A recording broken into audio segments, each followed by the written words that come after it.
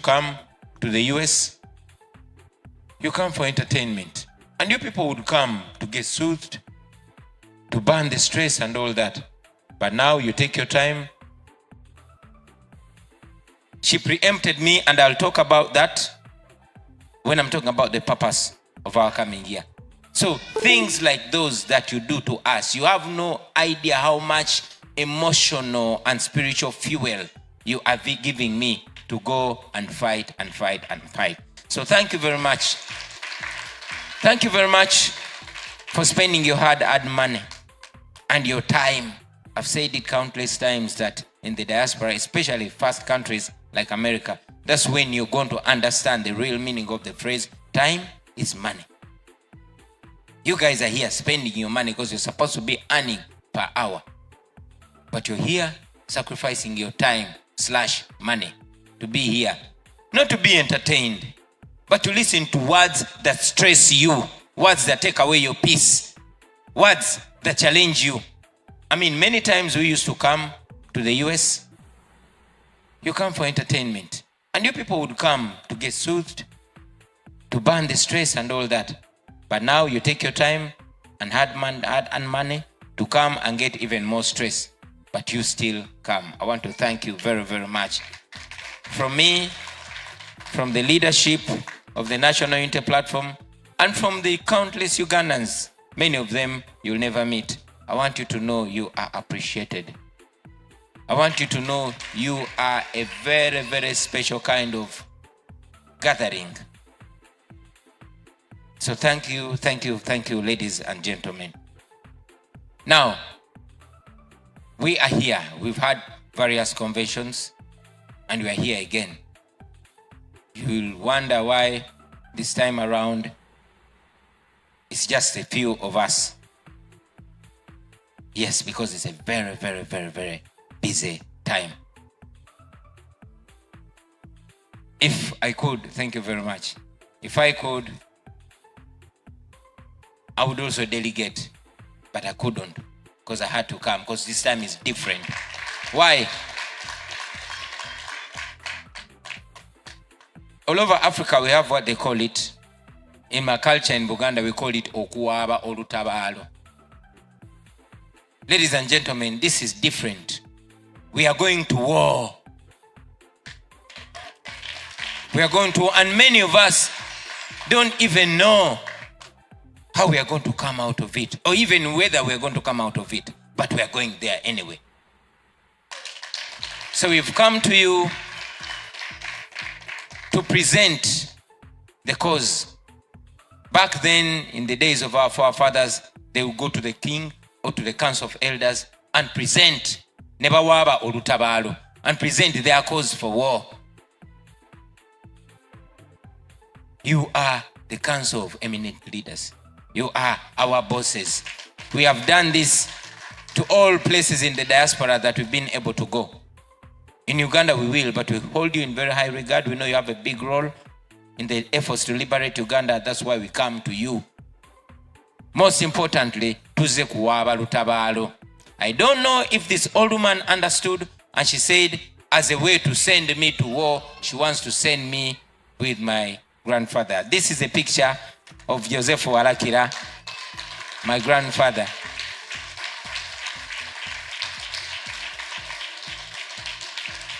And this is the best gift I've gotten in a very, very, very, very long time. This woman knew my grandfather, and she is one of the few people who kept his picture. Even the family did not have this picture. And guess what? I'm the one who has it now.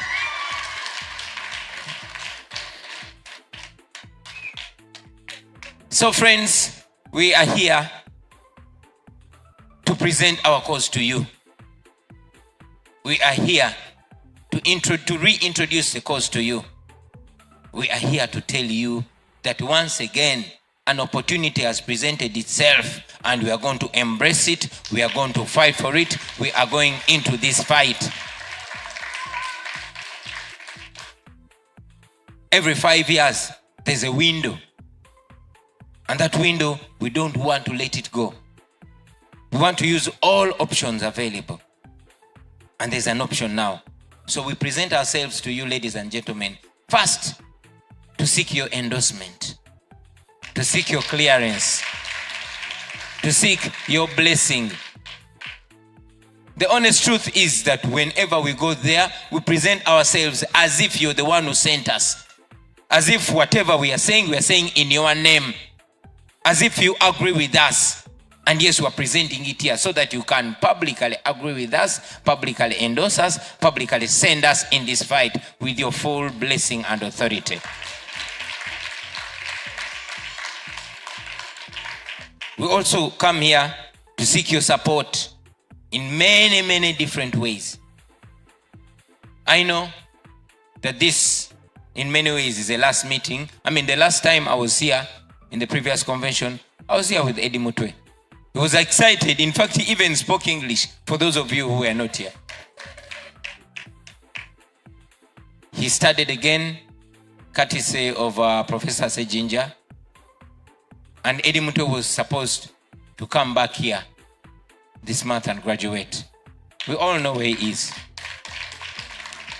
So where we're going, we cannot guarantee our safe return.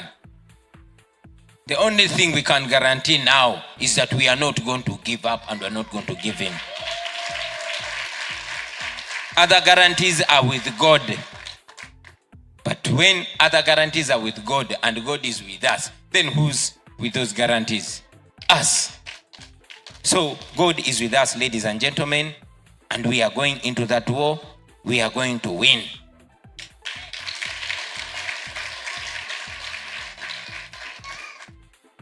Why are we going into that war?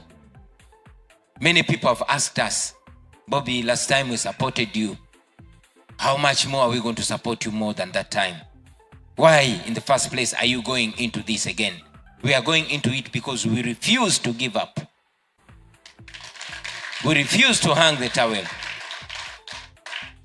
We know that yes, we were robbed, but we know that General Museveni and his fellow thieves have never had pressure than like the pressure they got from us. And we know that they don't want us to go there. They've rigged elections since 2021. You all remember what happened in Omoro. You all remember what happened in Kayunga and many other places. They've tried as much as possible to render elections a joke. They've even used their propagandists to discourage Ugandans from elections, to discourage Ugandans from anybody contesting them, saying, those are working with us. Now this is a so-called government trying to discourage people from going to the polls. You know why? Because they know they stand no chance at the polls.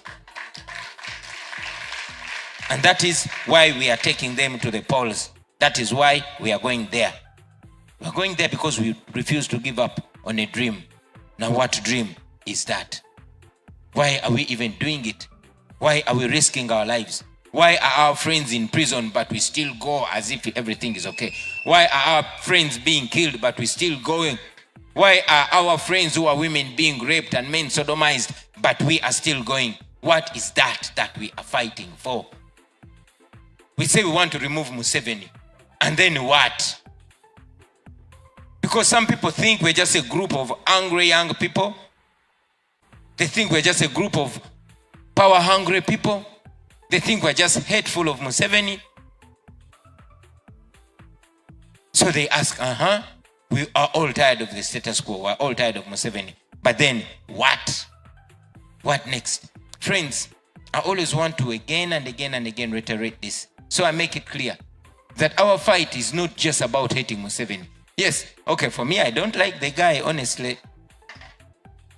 But not everybody hates him. Many people respect him, like I used to do. And it's not just hate for Museveni or wanting him to go. Our struggle, our fight is anchored on thoughts, on imaginations, on dreams, on, you can call them fantasies, but we know these things are not rocket science. We actually know that removing Museveni is not the end in itself. Our agenda is not just to remove Museveni. We keep singing olutalo nga luwedde tuliyambala engule tulizimba Uganda empya. When the struggle is over, we shall wear the victor's crown.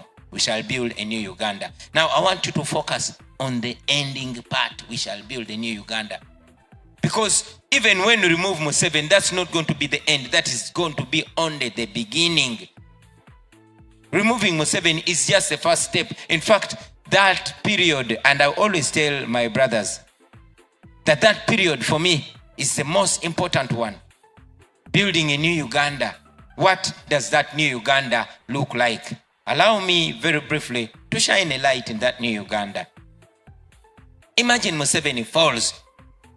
Like he can very, very possibly fall next year in a matter of less than half a year.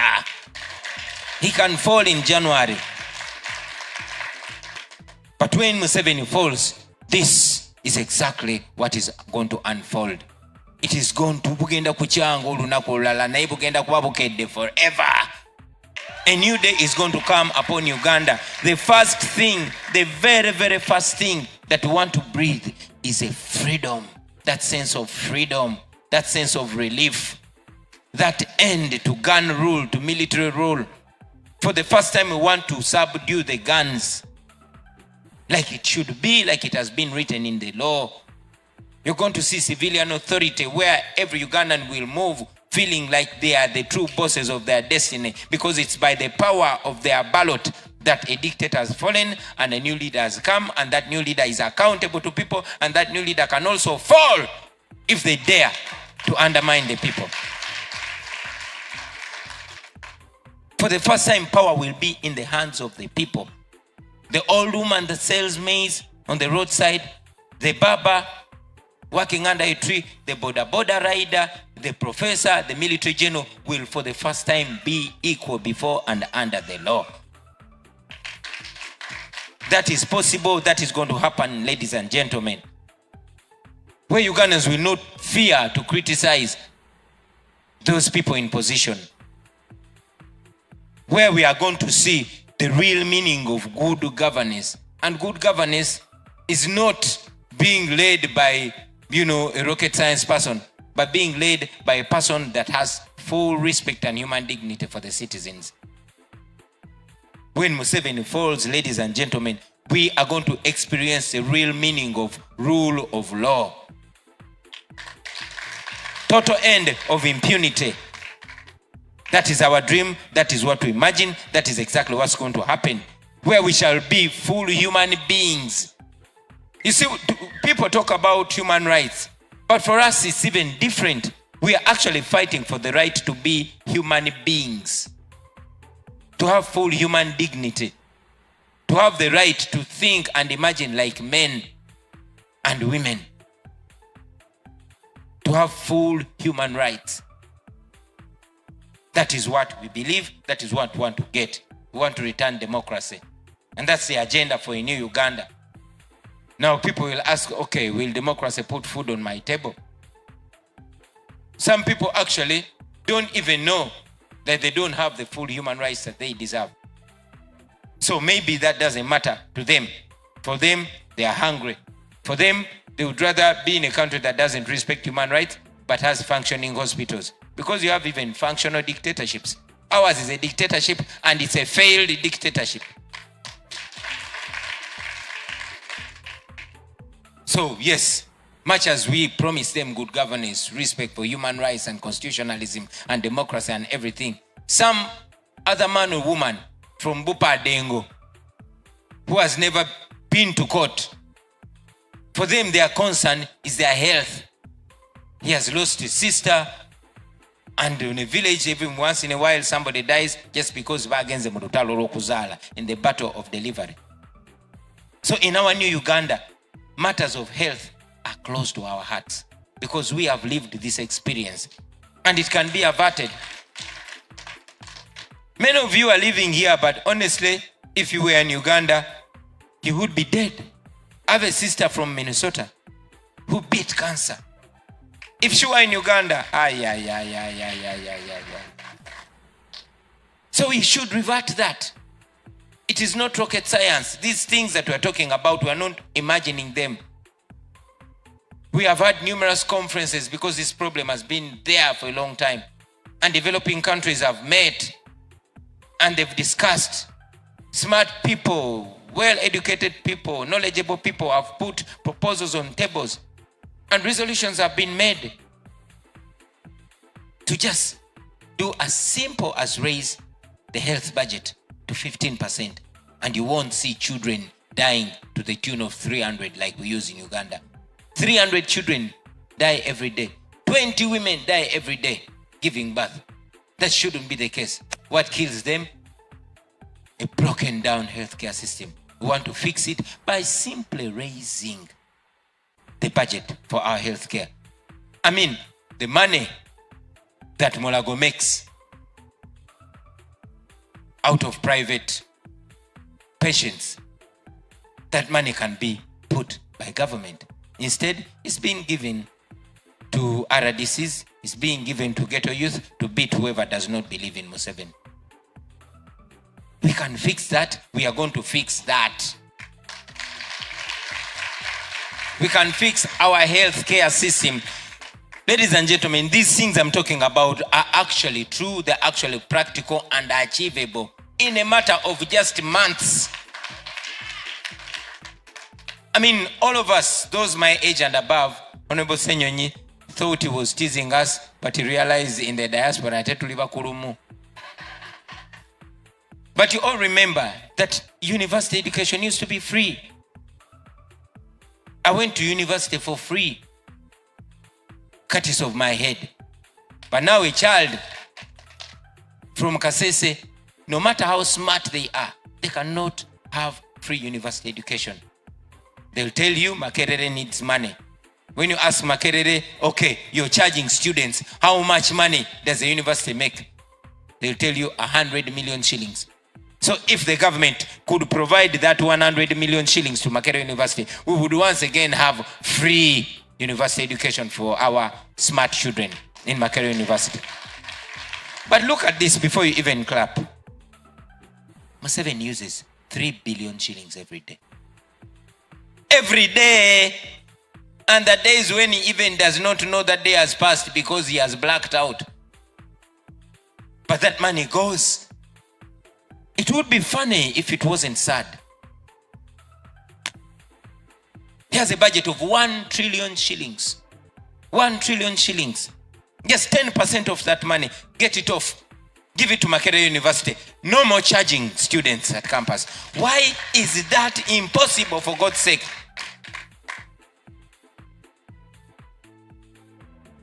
Just take 50% of that so-called PDM budget. The money that Museveni moves around giving people that we cannot give result for. Put only 50%. 50%, 500 billion. Put it in the education sector and ensure that there's universal tertiary institution across the country. Make all universities free. It is achievable. Why is it so hard? It can only be hard because the person in power does not want smart people. Because the person in power wants people from a certain section to be educated. Because he's practicing, I don't know, but if I was still in the ghetto, I would call it education apartheid. For only the few people. You're not going to find no ghetto child making it to education. You'll hustle, sell your maize, go fish to ensure you take your child through primary and education. Back then, you would think that if a child is committed and, intelligent, they would make it to education and the nation would benefit. Not anymore. We want to bring that back. We are going to bring that back. So just PDM money. And I'm talking about there's lots of other monies that are being wasted. But look at that PDM money alone. If I was in power, that PDM money would not be there. Half to healthcare, half to education. Then you have free university education across the country. You have free healthcare in the country. And there's more money, by the way. So that is doable. I want any professor to come and tell me that doesn't work. These are simple things that the likes of Ibrahim Traore's are doing, and they're helping their countries. These are the things. I know Idi Amin had his problems, but these are the things that people like Idi Amin did. You only need to love your country, as simple as that. Ladies and gentlemen, it's not only education and healthcare that are our problem.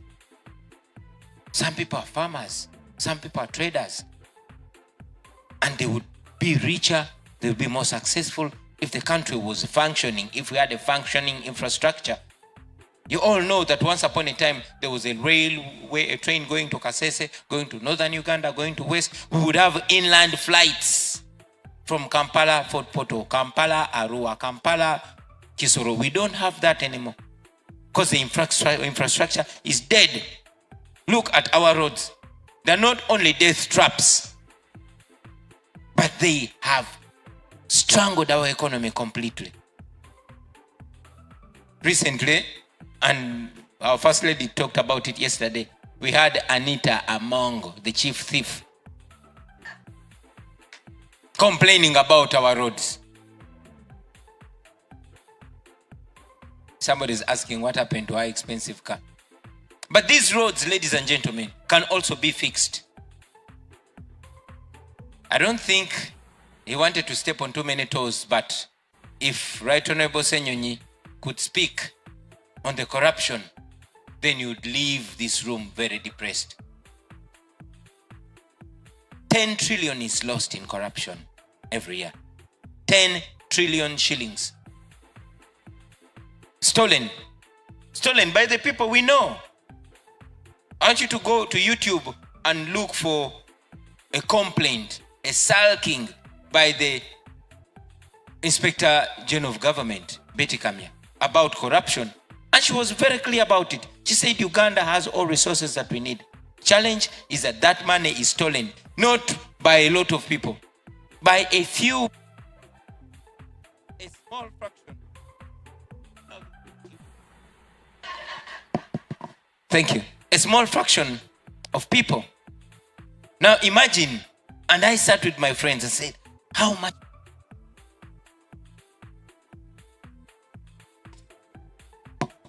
Maybe I'll have another microphone in the meantime. Now, that money can do just so much. Let me give you this picture. Uganda has a total of 36,000 square kilometers of road network.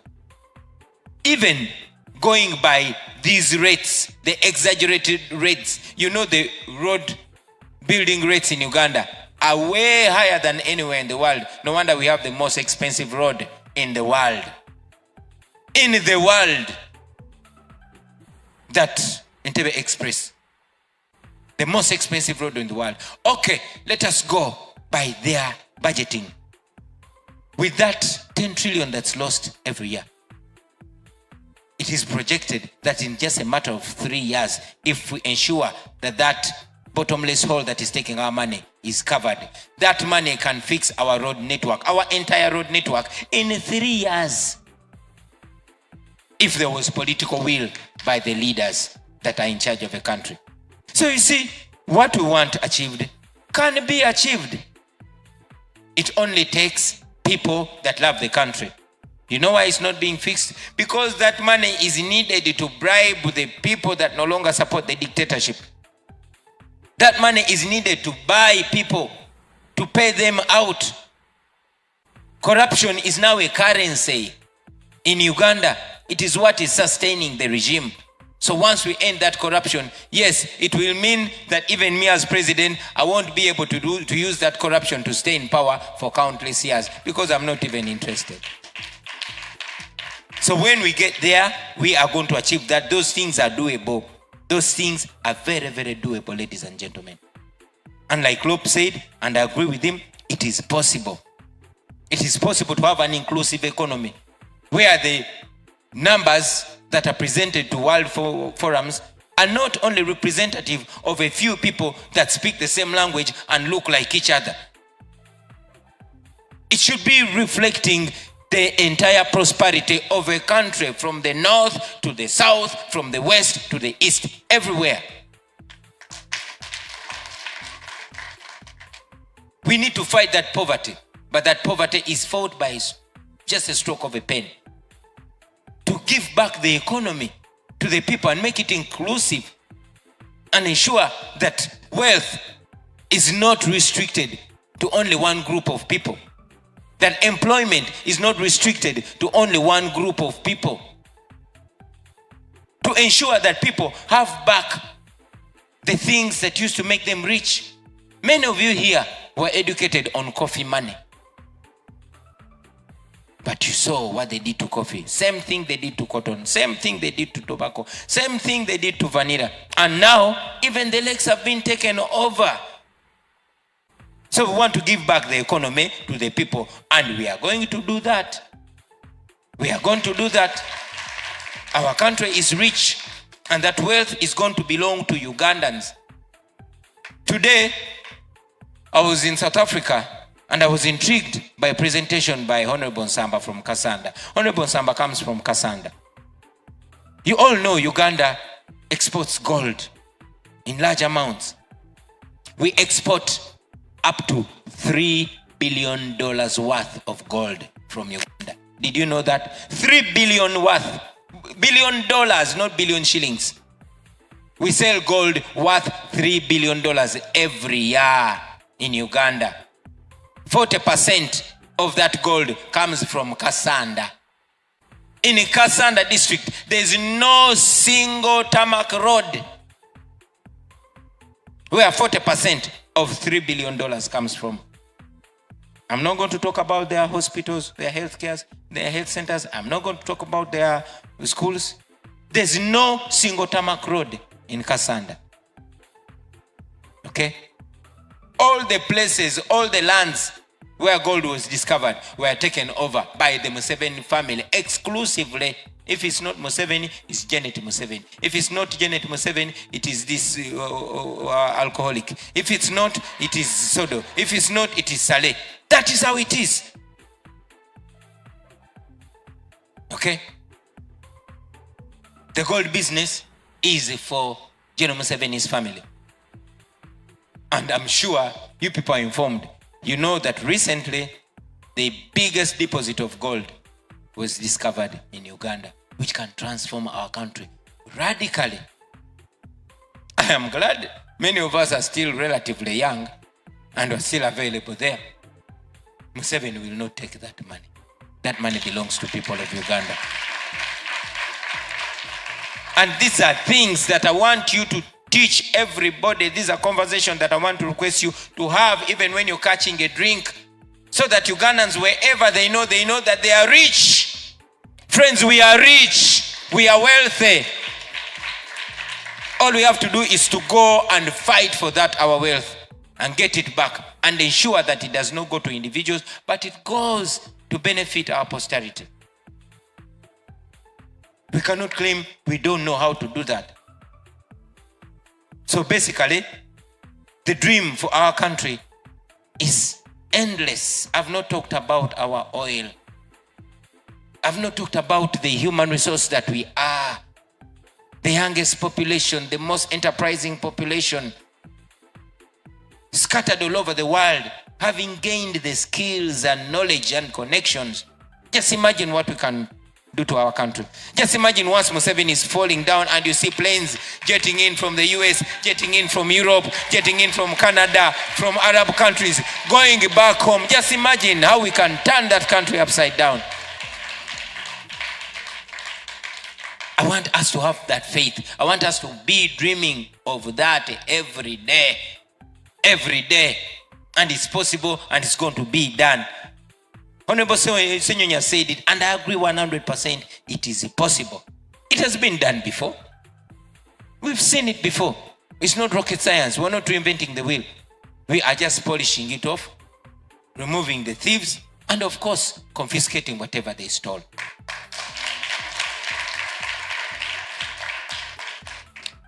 Now, that's a dream. That's an imagination that I think about when I'm lying on my bed and I both smile and cry. The imagination that all of us are looking at and say, man, I have to get to that in Uganda. But how do we get there? It's very important. Maybe that's part of the reason why we meet.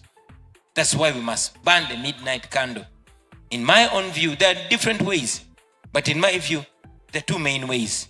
One, by violence, by force, by fire, and by democracy.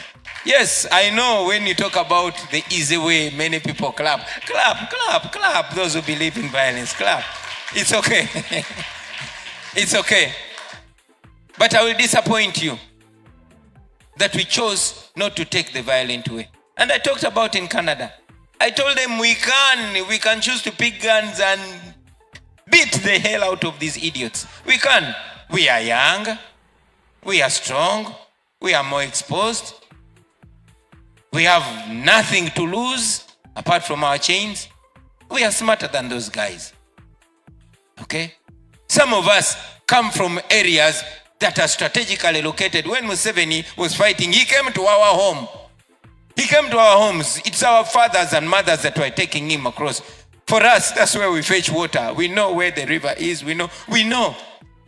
So we can choose to use violence because that's the easy way. But to choose not. Why? Because violence will only perpetuate violence. Violence has its own problems. It will give us a sense of entitlement. Now what are you saying to me when I lost my friend fighting? I mean, it is this gun that gave me this power, not you, the people. So I owe it to this gun. And so on and so forth. That is why we chose not to go violent. When you go violent, I mean, Echagulanyi will come to you and say, I liberated you. Sabalwanyi. And all that. So we come to you to tell you that, friends, this is not about any of us. Not the one leading us at that particular time. Not the members. It is everybody. Number one, it is moral that we can speak about it publicly, even with foreigners, and they will respect us. It is decent because that's the acceptable way. And also, very importantly, it does not empower one person or one group. It empowers the population. And once and for all, it defeats the guns and empowers the people. So that's why we chose to go the long way. It is painful, it is annoying, it is frustrating, but it works. And when it works permanently. We chose to go that way because we want to do it painfully, but finally, for ourselves and for the generations to come. That's why, ladies and gentlemen, we choose to go democratic. General Museveni has spent the last 40 years stockpiling weapons. All our taxpayers' money buying weapons and readying himself for his fellow violent people. No wonder he has been able to subdue those that took him on in a language that he understands best, violent. No wonder he prides himself to be the master of violence. Until God inspired us to go a different way that he has no chance in.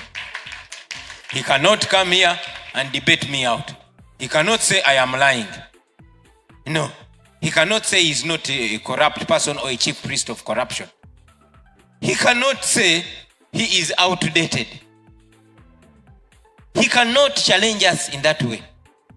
And also God brought a situation that majority of the people of Uganda now clearly want change. They're not even his generation. So he stands no chance. That's why we decided to use our biggest weapon. And we happen to find ourselves in a situation that our weapon is the moral weapon. Our weapon is where the law sides. Our weapon is what is acceptable by history. Our weapon is what is acceptable by the people and by God.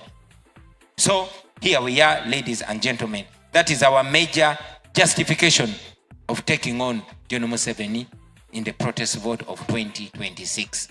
And that is the reason why we come to you, to tell you, ladies and gentlemen, that we are going to the polls. For me, who you see here, I am glad and proud to inform you that I've already been endorsed by the National Unity Platform.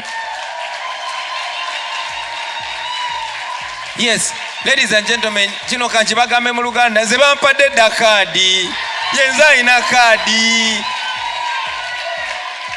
I've already been endorsed by the National Unity Platform. And the guy you see before you is leading the charge to take on Museveni and defeat him at the polls.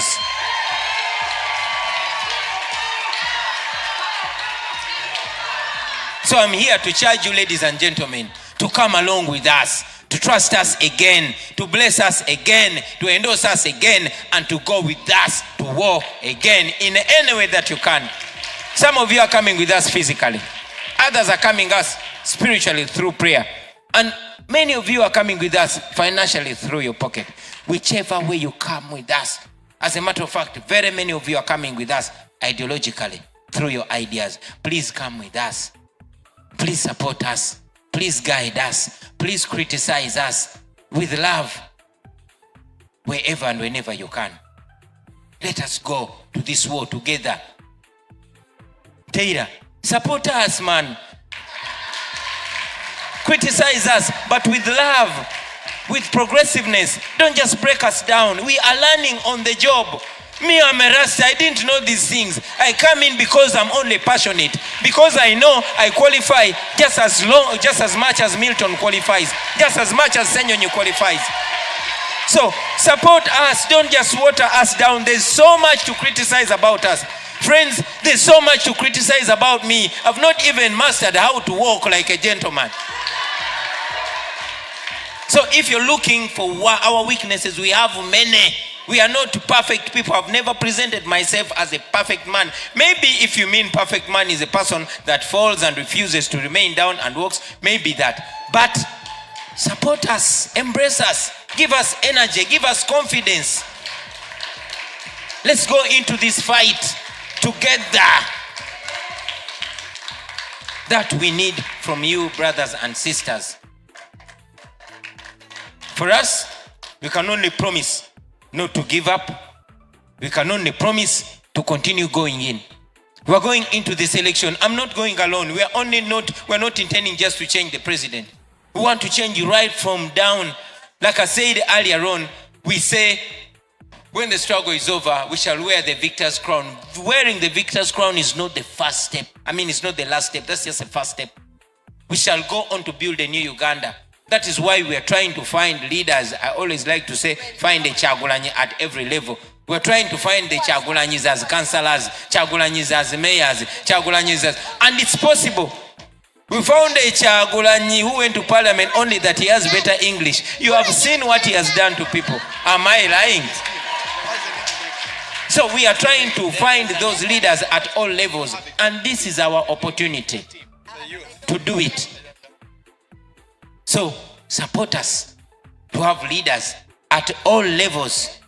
We vote for them, we win together, and we uproot Musevenism. We are not only fighting Museveni, we are also fighting Musevenism. Me, I am taking on Museveni. Everybody else, the Musevenism. And together we uproot it, and Uganda will change permanently. So ladies and gentlemen, that is our main agenda. We want to build a new Uganda. Finally, I want to talk about your role. I know our children are already here and I don't want to take so much of their time. But why then do I come to you? I could have written you emails. We could have sent people.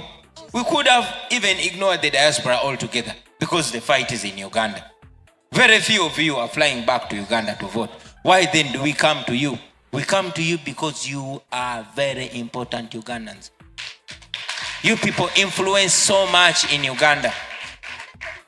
And historically, all liberation efforts have been moved by those in the diaspora. You do so much. And among the things I request of you, comrades, I request for your attention. I know 2021 was a heartbreak. It was a disappointment. That's what Museveni wanted. Please keep your hope alive. Please don't stay down. Don't stay down. Let us fight on. I always give this analogy as a boxer. I know that you might be fighting in the ring with the son of the owner of the club. And even when you beat him, they'll declare him winner and give him the belt. And the following year, he's going to be swagging around and claiming he is the champion. And you'll be there. And you say, who else want to fight me? You know you beat him last time. Are you going to leave it and say, let him just go? No, you're going to go back. This time you want to knock him down so that instead of raising his hand, they will raise the leg and declare him winner. So that is what we are going for, because we refuse to give up. All was not lost in 2021 because we managed to strip Museveni of the legitimacy that he was using to lie to the whole world.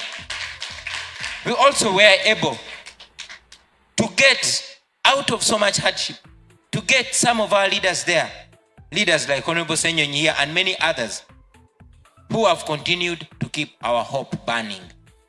Let us do it this time and do it even more massively. So we request for your attention.